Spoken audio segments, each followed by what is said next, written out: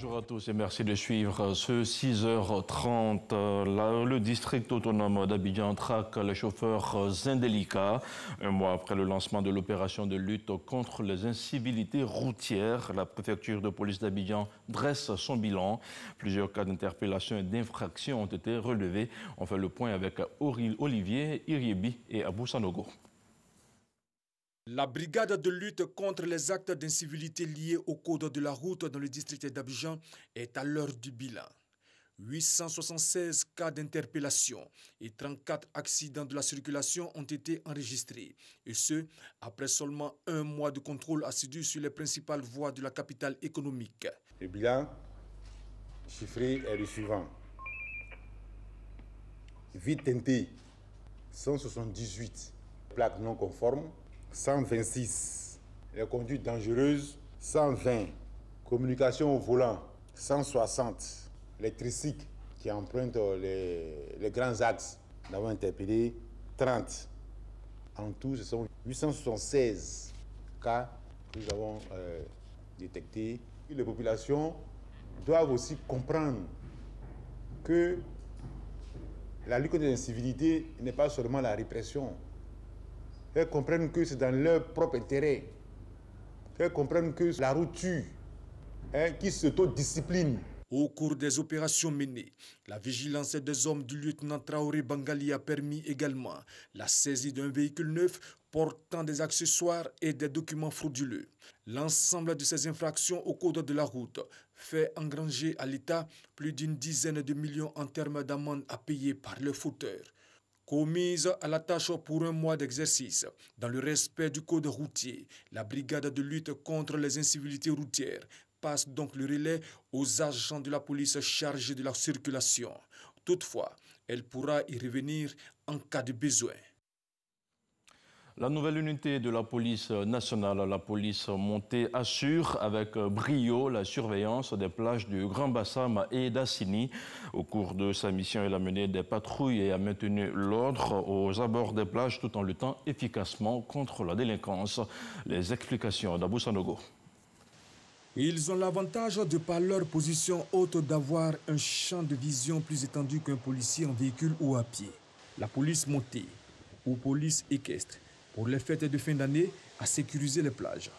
Grand Bassam, dans le sable humide, le long de la plage, les fonctionnaires de police patrouillent avec des chevaux comme moyen de locomotion, guettant le moindre incident afin d'intervenir promptement.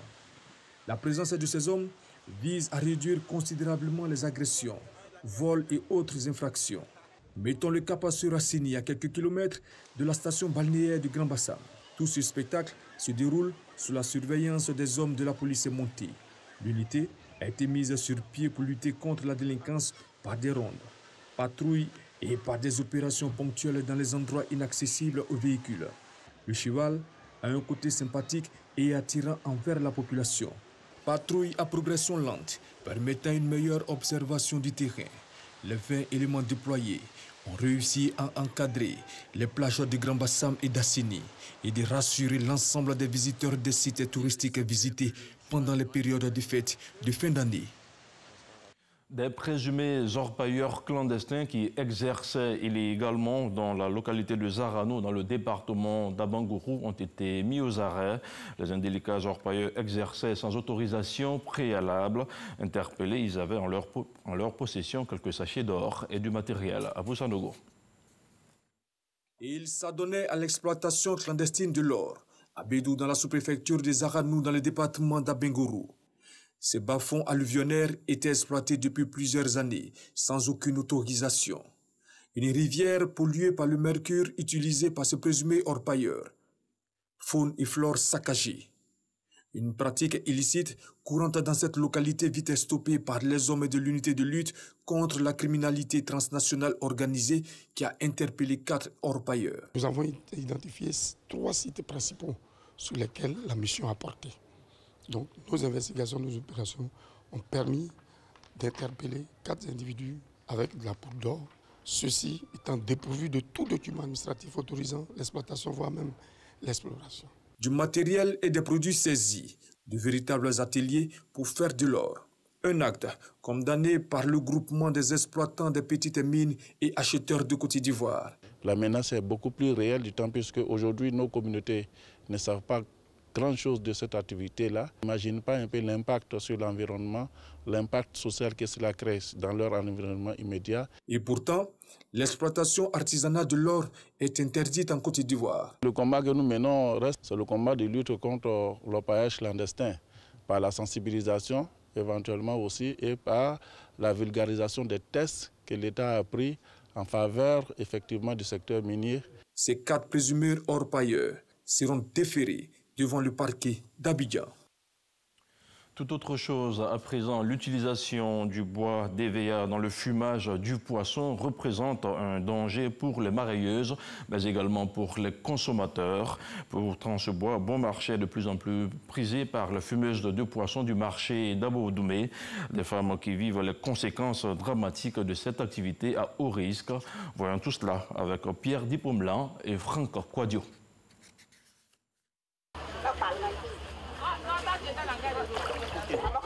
Le fumage du poisson avec les méthodes traditionnelles expose les marailleuses à de nombreux problèmes de santé. L'inhalation de la fumée, surtout celle issue du bois d'EVA et l'exposition à la chaleur du feu en sont les principales causes. Poisson, là, quand on fume là, le fumée nous fatigue. Le sang finit si on a des problèmes des yeux. Il y a les moments là, on ne voit même pas clair même. On a problème d'œil. C'est difficile, mais on peut pas, il n'y a pas de choix. Parce qu'à part poisson, je ne vois pas ce que je peux faire encore et puis ça peut m'aider. La solution, des fours économiques, modernes et plus respectueux de l'environnement installés au débarcadère de Lokodro dans la commune d'Atekoubé. Edith est nouvellement employée dans ce débarcadère. Elle se souvient encore de sa douloureuse expérience de fumeuse traditionnelle. Chaque soir, avant de rentrer à la maison, avant de me coucher, tout mon corps me brûlait. Je ne peux pas me coucher sur le lit. Je suis obligée de verser l'eau sur la terrasse pour me coucher. Jusqu'à pendant 2 ans. Donc c'est dans ça que je suis partie à l'hôpital. On m'a dit que non, que la fumée que j'ai avalée là, ça me causait d'autres problèmes dans mon ventre. Ce n'est pas conseillé de fumer le poisson avec le bois d'EVA. Donc les fours qu'on nous a donnés, on nous a demandé de fumer avec le bois rouge et la boulangerie. Et c'est ce bois rouge-là que nous prenons. Aussi, ça nous revient un peu moins cher avec les fours là, parce que ça n'utilise pas beaucoup de bois, moins de charbon. On peut payer bois 500 francs pour fumer 50 kg de poisson avec le charbon de 500 francs. Le choix du bois pour la combustion dans les fours traditionnels est essentiel pour garantir non seulement la santé des fumeuses, mais aussi celle des consommateurs. Sont proscrits donc des bois tels celui de l'EVA. C'est l'avis de ce spécialiste. Le bois d'EVA est nocif à la santé. Ça coûte moins cher, mais ça contient une substance qu'on appelle la résine. C'est cette résine-là qui est en contact avec le poisson. Quand on fume le poisson, il y a une graisse qui descend. Et le poisson, l'huile qui descend sur le feu en contact avec le poisson crée, on appelle ce qu'on appelle le goudron. Et ce goudron-là qui est vraiment cancérigène pour les personnes qui consomment ces genres de poissons. Même au niveau des femmes, celles qui fument le poisson, vous voyez qu'elles sont exposées, il n'y a pas de protection, surtout elles ont un problème d'yeux. Parce que à tout moment, les yeux sont dans la fumée, elles ont des problèmes respiratoires et même des problèmes cardiaques. On allait faire les analyses aussi de Yopougon. Il y a beaucoup de femmes parmi les femmes, d'autres ont eu des cancers et plein sont mortes. Elles se disaient que c'était ulcère d'estomac. Ce n'était pas ulcère d'estomac, c'était la flamme qui rentrait dans les poumons là. C'est ça qui tuait ces femmes-là. Donc après les analyses, on a vu que beaucoup de femmes sont malades par rapport au fumage traditionnel. Ce sont des milliers de femmes qui vivent du fumage de poissons en Côte d'Ivoire, une activité de subsistance qui se transmet en général de mère en fille. Quelque chose doit être fait pour mettre ces braves femmes à l'abri des maladies. L'interprofession Oignon fait le bilan de ses 4 années d'activité. La Côte d'Ivoire, qui a un besoin de 150 tonnes par an, ne produit que 5% de sa consommation. Les acteurs de la filière veulent dorénavant augmenter la production nationale. Les explications de Kader Sogodogo. L'oignon est un légume bien consommé en Côte d'Ivoire. Il est utilisé dans la préparation de plusieurs mets. Le pays consomme plus de 150 000 tonnes d'oignons dans l'année. Côté production, la réalité est tout autre. Moins de 5% de la consommation nationale. La Côte d'Ivoire, pour satisfaire ses besoins, est obligée de se tourner vers des pays comme le Niger, le Mali et le Burkina Faso. Le continent européen pointe présent au nombre de fournisseurs de la Côte d'Ivoire. L'interprofession Oignons de Côte d'Ivoire, qui a vu le jour en 2014, s'est fixé comme objectif de booster la production nationale. Réunie à Korogo, la filière travaille dans ce sens. C'est vrai, nous existons, mais il faut que nous développions cette structure. L'oignon est cultivé en Côte d'Ivoire, mais la culture nationale est insuffisante. Nous dépendons de l'extérieur de 95%. Notre objectif pour l'année 2025, c'est de réduire cette dépendance d'au moins de 30%. Le nord de la Côte d'Ivoire reste la plus grande zone de culture d'oignons. Les membres de la filière s'attellent également à relever les défis de la production. On croit que les gens font beaucoup d'oignons en Côte d'Ivoire ici. Bon, ici, là, on peut faire beaucoup d'oignons. Là, il y a la terre de Côte d'Ivoire, là, ça peut donner beaucoup d'oignons. Si l'État nous a aidés, on peut faire beaucoup. On fait beaucoup plus que ça. À la Bagoué, on cultive l'oignon. À Pongala, on cultive l'oignon. C'est l'oignon qui est notre travail de femmes. Ça va nous faire sortir à la pauvreté. Le prix du kilogramme d'oignon varie entre 300 francs CFA et 1000 francs CFA selon la saison. Sa vulgarisation pourrait être un puissant moyen d'insertion des sans-emploi et de lutte contre la pauvreté. Direction le Maroc pour parler de 7e art. Les lampions se sont éteints sur la 21e édition du Festival de cinéma de Khouribga. Le Grand Prix Samben Ousmane est revenu au réalisateur kenyan Likarian Wainana avec son film Supamodo. Envoyé spécial à Khouribga, Isaïo.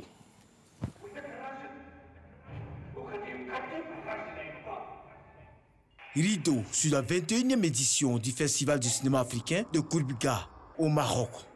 Projections et critiques de films, ateliers et conférences débats ont marqué cette édition. 15 films de 14 pays étaient en compétition.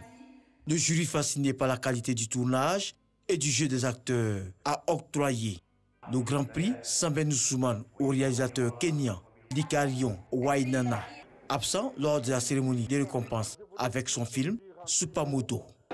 Le cinéma est notre mémoire, le cinéma est notre rêve. Nous faisons le cinéma pour rêver et ce film incarne tout ça. Quant au prix de la réalisation Idrissa Ouedraogo et du jury Sami Farid, ils ont été remportés respectivement par le Sud-Africain Etienne Kalos avec Le Moissonneur et le Tunisien Mahmoud Ben Mahmoud avec Fatwa. Des prix sectoriels ont également été remis. Le prix du scénario est revenu au Rwandais Joël Karakezi avec La Clémence dans la jungle. La mention spéciale pour le scénario attribué au réalisateur ghanéen Peter Sedoufia avec son film Keteke. Ce film appelle à défendre les valeurs de l'islam de tolérance, d'un islam des Lumières, contre la barbarie, contre le terrorisme, dont nos pays sont victimes. Et c'est aussi un message pour les jeunes, afin qu'ils se ressaisissent, qu'ils restent vigilants. Cette 21e édition du Festival du cinéma africain de Khouribga a enregistré plus de 100 participants. Un chiffre que l'initiateur compte multiplier les prochaines éditions. On a donné une image juste de ce que l'Afrique fait aujourd'hui. Avec ce qu'il y a de bon, avec ce qu'il y a de moins bon, c'est la réalité de l'Afrique. Ça a toujours été d'ailleurs la philosophie de ce festival. Nous présentons l'Afrique telle qu'elle est et telle qu'elle apparaît dans ses productions. À ce niveau-là, c'était un bon succès. Ce rêve de coproduction, pour moi, c'est le rêve que je fais pour l'année prochaine, que le festival grandisse, que nos ateliers soient plus profonds et plus nombreux. Si en levée des rideaux du festival, un hommage a été rendu à la comédienne burkinabé Maïmouna Ndiaye lors de la cérémonie de clôture. C'est le comédien marocain Mohamed Pouy qui a eu tous les honneurs pour magnifier l'ensemble de sa carrière cinématographique.